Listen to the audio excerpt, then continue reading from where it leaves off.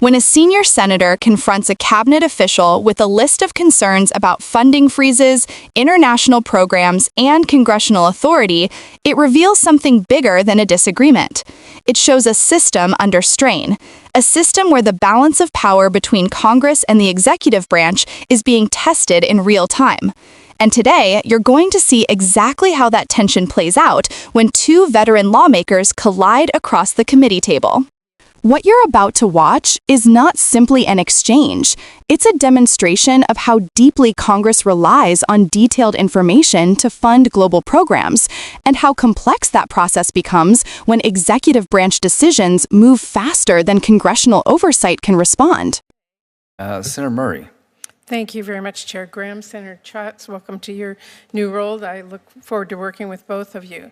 Secretary Rubio, I am deeply concerned that you have overseen a systemic campaign to dismantle USAID, impound billions of dollars that this committee actually provided, and unilaterally remake the Department of State without the slightest bit of concern that you lack the authority to do that without Congress. It has created chaos, it's caused preventable deaths across the globe, and it has undermined American leadership. As Ranking Member Schatz noted, what you've done is outright illegal, a complete violation of bipartisan appropriation laws, the Impoundment Control Act, and the Anti-Deficiency Act. Within hours of taking office, President Trump halted all foreign aid in flagrant defiance of the law. Now, under your watch, Secretary Rubio, that freeze was implemented with chaos and cruelty. And then you illegally shuttered USAID, placing everyone on leave, halting life-saving work, literally locking people out of the building and out of their devices, even in dangerous corners of our world. You paid people not to work, abandoned our partners across the globe, and chaotically recalled global staff, putting more than 1,600 Americans who served our country abroad in limbo.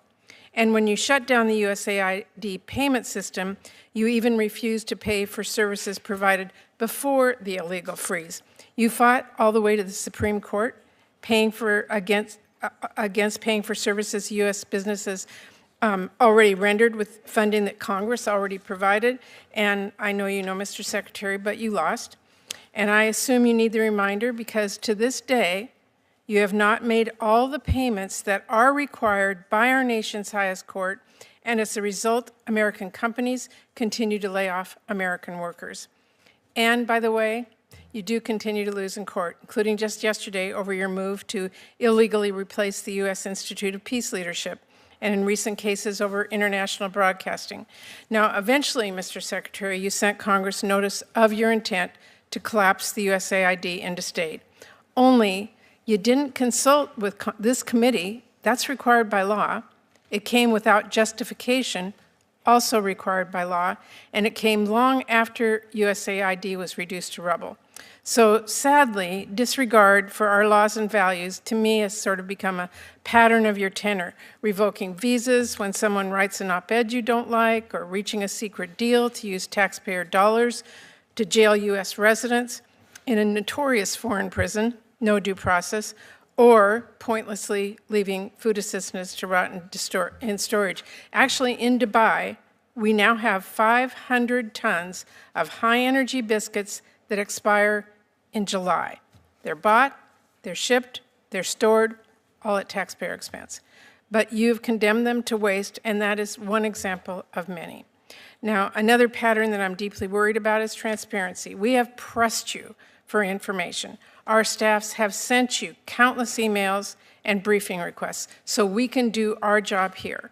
There are hundreds of unanswered requests and no effort to address them. And Mr. Secretary, that's got to change. Even your plan to reorganize the State Department came with no information on the 270 offices you are moving to eliminate, the proposed layoffs, or how USAID would be merged into state.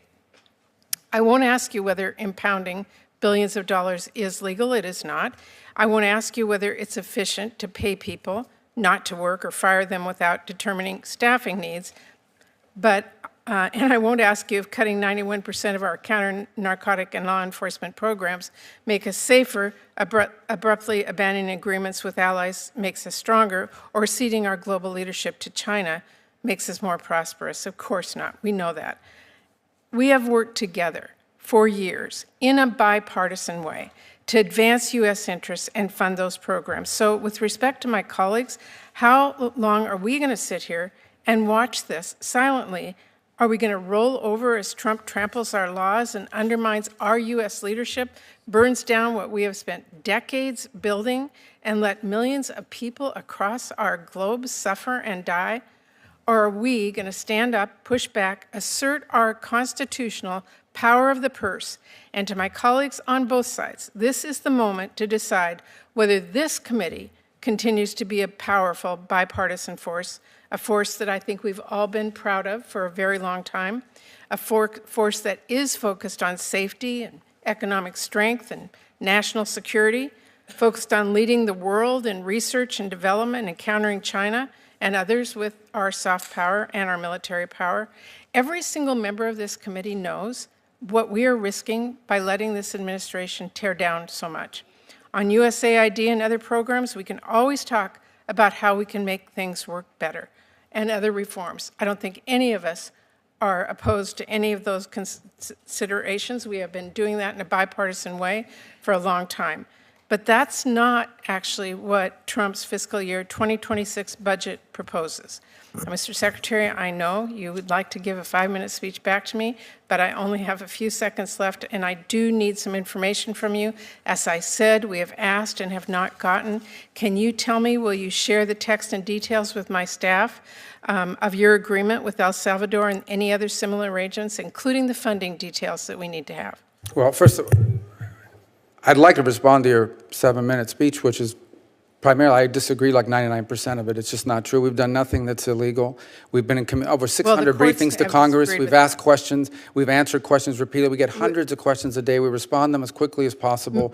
And your characterization of the moves that we made Mr. Secretary, I would false. just tell you, we are here because we need the information so that we can write our budget and on a bipartisan. Well, you'll have the information you need to write a budget. Okay, so will we get the details on the El Salvador arrangement? Yes or no? Well, which Salvador arrangement are you Your agreement that you've made with them about. Well, what agreement? The president of El Salvador agreed to take in 250 gangbangers, and we sent them. Funding details we have not gotten. We need to see what the costs are. Well, we haven't funded that. We've provided them law enforcement assistance. I know you just claimed that we cut all this law enforcement assistance. We provided El Salvador and other countries law enforcement assistance. They have the right to spend that money any way they wish. But they did us a big favor. They took 250 dangerous, trained out. We didn't deport any U.S. residents. No U.S. residents were reported. I'm not going to argue with you on that point. Well, it's not an argument, but don't say we deported U.S. residents, because we didn't. I don't deport anybody. I'm not asking. But we didn't deport U.S. residents. I'm asking you whether we can see the details of the arrangements, including the funding details. I'm giving you the details. The arrangements are we provide law enforcement funding to El Salvador,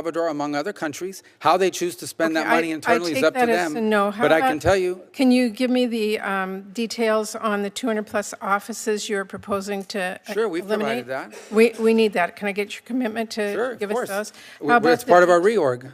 How about the details and justifications of your proposed rescissions from programs you claim are out of alignment with administration priorities? Are we going to get the details of that, funding priorities? On rescissions and impoundment and things of this nature, that's obviously an OMB function, and I would talk to them about that in regard to what's going to go on with that money. I can tell you the contracts we canceled, and I can list to you the contracts we canceled and the rationale why, because I went through them myself. Can you get those to us like today? So the contracts? Yes, and the funding arrangements that you've made. That's what I'm asking for. Funding arrangements with who? For any of the rescissions, for any of the funding, for any of the multiple congressional directives that you have given out, so that we as an appropriations committee can make our funding decisions. Sure, you're going to have all that information when you put together a budget. Thank you. I enjoyed that. When a senior senator confronts a cabinet official with a list of concerns about funding freezes, international programs, and congressional authority, it reveals something bigger than a disagreement. It shows a system under strain, a system where the balance of power between Congress and the executive branch is being tested in real time. And today, you're going to see exactly how that tension plays out when two veteran lawmakers collide across the committee table. What you're about to watch is not simply an exchange. It's a demonstration of how deeply Congress relies on detailed information to fund global programs, and how complex that process becomes when executive branch decisions move faster than congressional oversight can respond. Senator Patty Murray begins with a long, forceful statement, but beneath the tone, there's a deeper message. Congress appropriates money, agencies execute it. And when disruptions happen, whether through freezes, restructurings, or shifts in priorities, lawmakers want clarity, not because of politics, but because they can't write future budgets without knowing what happened to the last one. That's the real subtext here. International development work, humanitarian programs, law enforcement partnerships, these don't operate on instinct. They run on documentation, contracts, staffing plans, and transparent communication. When Murray points to unanswered emails, halted programs, and staffing uncertainty, she's highlighting the ripple effect that administrative changes have on people working in the field, on partner nations, and on U.S. credibility abroad. And when she describes aid sitting in storage or offices being reorganized without full explanation, she's pointing to something that viewers rarely see: how fragile global operations can become when high-level decisions shift quickly. The public often imagines foreign aid as big, abstract spending, but on the ground, it's logistics, it's supply chains, it's medical shipments with expiration dates. It's personnel who need security clearances, evacuation plans, and coordination with other agencies. That's why oversight hearings exist, not to score points, but to make sure the machinery underneath government keeps functioning. Secretary Marco Rubio's response shows a different side of the process. He insists that nothing was done outside the law, that briefings have been provided, that decisions were reviewed, and that internal assessments guided the moves his department made. His answers illustrate how agency leaders see their responsibility: adapt quickly, reorganize where needed, and pursue policy objectives efficiently. But Murray's questions highlight the other side. Congress wants visibility into those choices because they must approve future funding, often years in advance, and unexpected changes disrupt long-term planning. Neither side is pretending this is simple. That's the point. When Murray asks about arrangements with El Salvador, she isn't just looking for numbers. She's asking for documentation that explains how agreements are structured, how funds are categorized, and how appropriations align with policy goals.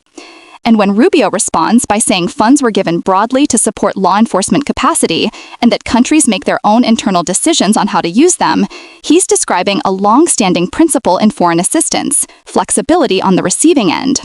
But flexibility requires transparency, transparency requires communication, and communication requires structure, something Murray repeatedly suggests is missing. This is where the exchange deepens. She asks for details on more than 200 offices affected by reorganization. She asks about rescissions, which are attempts to return or reallocate unspent funds. She asks about the documentation committees need to evaluate programs. These aren't small requests. They define how the U.S. government sets priorities abroad. Foreign aid isn't just charity. It's strategy, diplomacy, and national interest bundled together. Every canceled contract affects a partner organization. Every halted payment affects a project timeline. Every restructuring affects hundreds of careers. What viewers can learn here, and what often goes unnoticed, is that the modern U.S. foreign policy system runs on cooperation between Congress and the executive branch. When cooperation weakens, confusion grows. And when confusion grows, programs struggle, allies lose certainty, and oversight becomes more urgent. This hearing is a real-time example of that tension. Not scandal, not conspiracy, just two branches of government trying to re-establish alignment after a period of rapid change. And the tone, sharp as it is, reflects the stakes. Humanitarian programs paused, staffing disruptions, budget deadlines approaching, committee chairs and ranking members from both parties watching closely. This isn't just a disagreement about policy.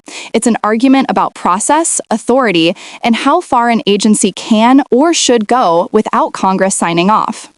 In the end, Murray pushes for specific commitments, documents, justifications, funding details. Rubio promises the committee will have what it needs to write the budget. Whether that follow-through happens will determine the next phase of the story. Because hearings like this are not about one moment. They are about the months of negotiation, review, and decision-making that follow behind the scenes. And that's where the real impact lies. If you care about how government actually functions, not the headlines, but the machinery underneath, then exchanges like this matter. They show that oversight is not a formality. It's a safeguard, a check, a reminder that complex systems need constant communication to stay aligned. Stay informed, stay engaged, and keep watching how these conversations shape the policies that affect people across the world. And if you want more clear, cinematic breakdowns that cut through the noise and explain how power really works inside American institutions, subscribe to the channel. Here, we don't just show you the hearing, we help you understand the system behind it.